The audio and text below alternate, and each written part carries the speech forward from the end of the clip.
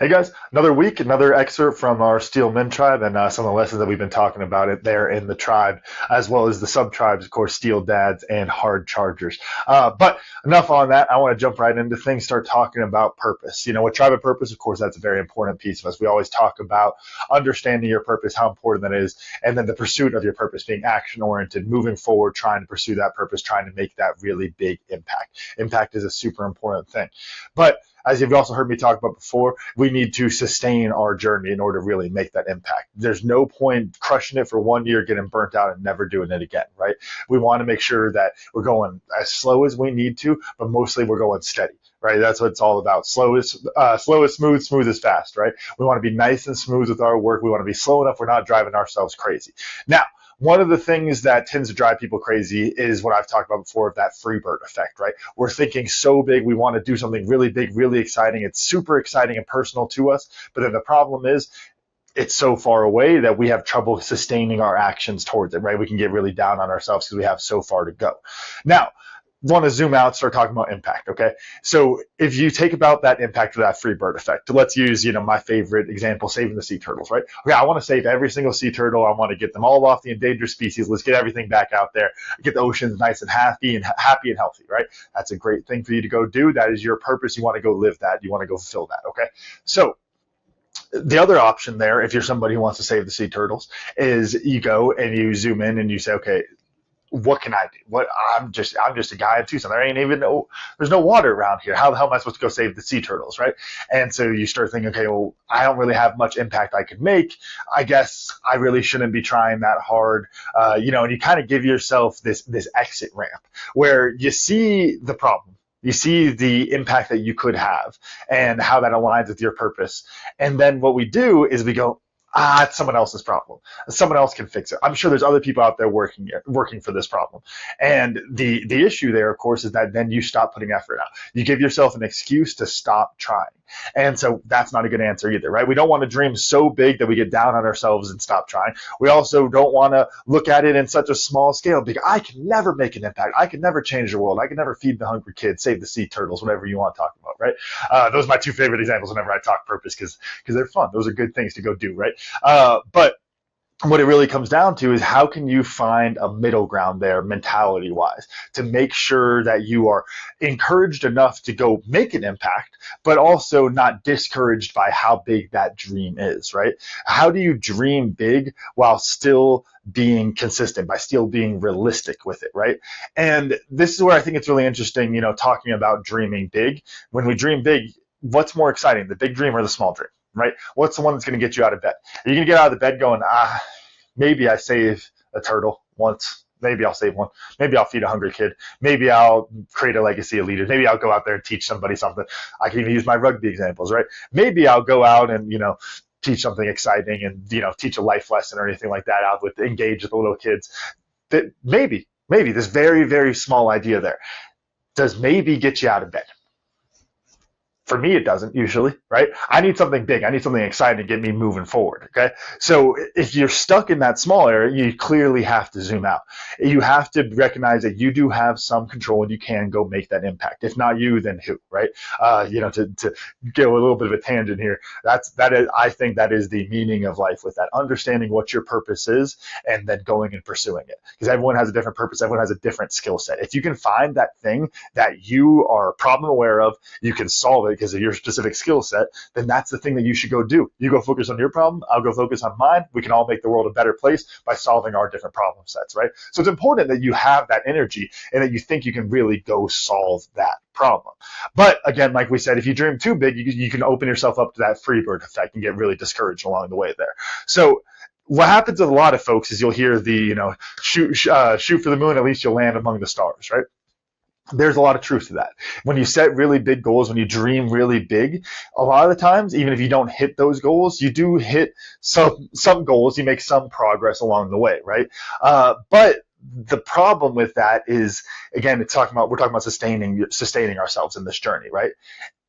Look, I've been there. I've had big goals that I fell short of, and I could go, hey, look, I wanted to hit 10 sales, didn't get it this week. Well, I hit 2. And I could try to be happy about those 2, but I'm really thinking about those 8 I didn't get, right? We're measuring that gap. And even though maybe our original goal might have been 1, and we were like, nope, let's 10x this. We're going to go 10. We're going to come with all these different strategies to get these sales this week, and then we only get 2. And then we go, oh, well, my original goal is 1.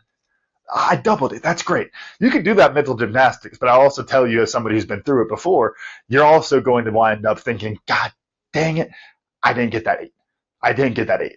And that can really weigh on you. It can really get you really frustrated, really hurt your impact, right? Because when we are going back to slow is smooth, smooth is fast, when we're operating in a smooth headspace, everything's flowing, things are good, we perform at a very high level. What happens when you start panicking, you start stressing, you start trying to really push yourself too much, you get, well, I think my rugby will, you get hurt, first of all. But then also what happens is you wind up getting burnt out, right? So you have to be able to find that balance there. I always think back to I joke about it a lot. I was really, really bad in my to-do list for a while. Right? I still use my to-do list, still do weekly outcomes and those kind of things. But there was a period of time where I was doing a to-do list for every day that I'd have like 100 things on it. Right now, not all super big things. I put small stuff on there too, because then the monkey brain gets to scratch it off, and it's very exciting. Right, so I was doing that for a while. I noticed this really interesting trend where I would almost always have about 70% of the tasks done. If I had 100 tasks, I would do about 70. If I had 200, I'd do 140. There's this really funny piece with that. I zoom out a little bit. And I go, oh, Camden, you were a bit of a C student most of your life. Maybe this is just a, hey, that's where I tend to land. Whatever I set my goal for, then I'm going to hit that 70%. So I recognized that and said, well, if I do 300 things, if my goal is 300 things, now 70%, I'm doing 210. I just crushed it today. And even though 210 is way more than that 70 in the first example, the problem is I'm still thinking about the 90 that I missed, right? We're still measuring ourselves up against the thing that we set as our goal, which of course we're going to measure ourselves against our goals, right? So you have to recognize that even though there is some truth to the aim big and if you fall short, you still get some progress. There's a lot of logic to that, but you have to make sure you are balancing it with the other pieces of wisdom. The real key here is that winning the mental game is how you win in the big picture, right? Winning the mental game, staying focused, staying sharp is how you're actually able to win the entire game. Use the rugby example, right? Especially, my fellow loose forwards out there, and, all the forwards, all the big guys up front. But part of the game we talk about all the time is trying to get those other guys off their game, trying to bring chaos into their game plan so that they are not able to perform. And you have to defend yourself from that chaos, because as soon as you go into that chaos and you start panicking, things fall apart, right? So we have to make sure that we are sustaining ourselves mentally, or rather, we have to make sure that we are performing well mentally in order to make sure we are making that impact, right? If you really want to make an impact, you really want to feed the kids, you really want to save all those turtles, don't beat yourself up because you didn't save them all this week, even if that was your goal, right? It's good to have an ambitious goal, but you have to be able to zoom out and see realistically, how can I reach that goal? And this is an exercise I take a lot of folks through. Mainly now we've been doing it with our onboarding program in Steel Men Tribe. We go through and we talk about life management, defining your life categories, different aspects of your life and how they feed into each other. Next piece I go to with that is what I talk about as far as the ripple effect, right? Ripples of impact. And this is all about understanding the impact that you can have and trying to get a way of measuring it so that you can see the really big impact, but you can also see the smaller stuff here. So first off, we have our first degree of effect right here first. So on our first degree of effect, it is just you. Really simple on that one. Okay? If you are going and doing the thing, what do you get out of it? When I go coach rugby, whether or not I make an impact or help anyone out there, I feel good. I'm outside, I'm doing the thing I love, right?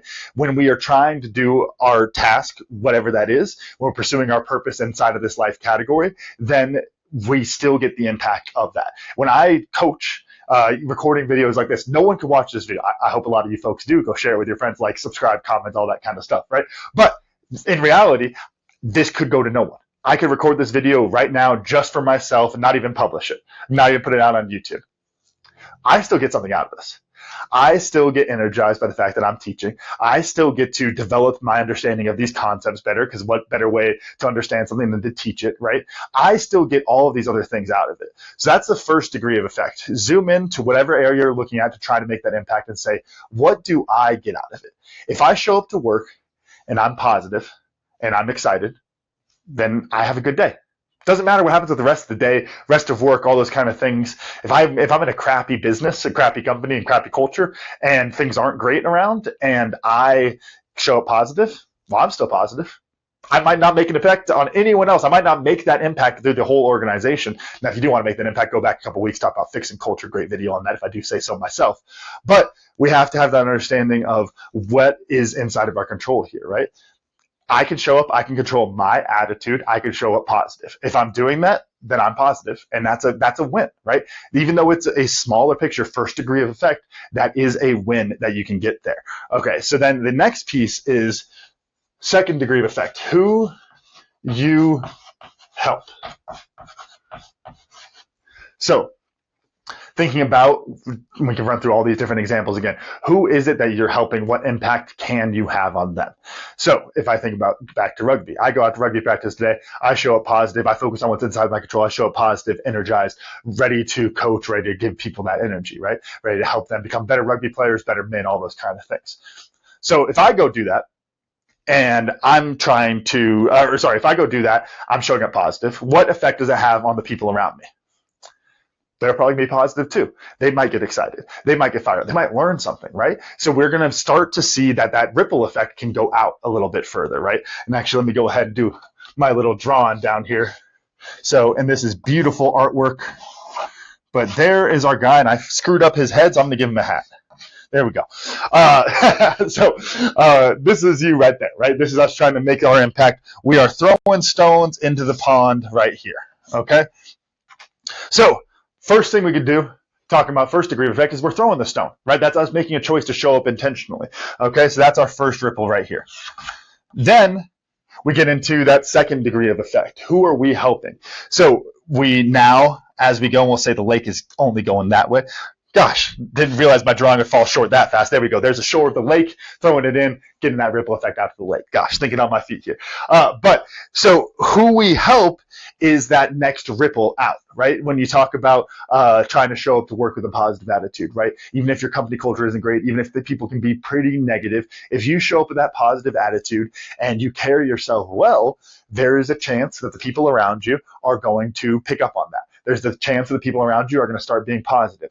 Going back to when I talked to the video about fixing culture, talk about there's all sorts of different types of cultures that need fixing, right? You can even use the example of like showing up early to work or showing up early to a rugby practice, right?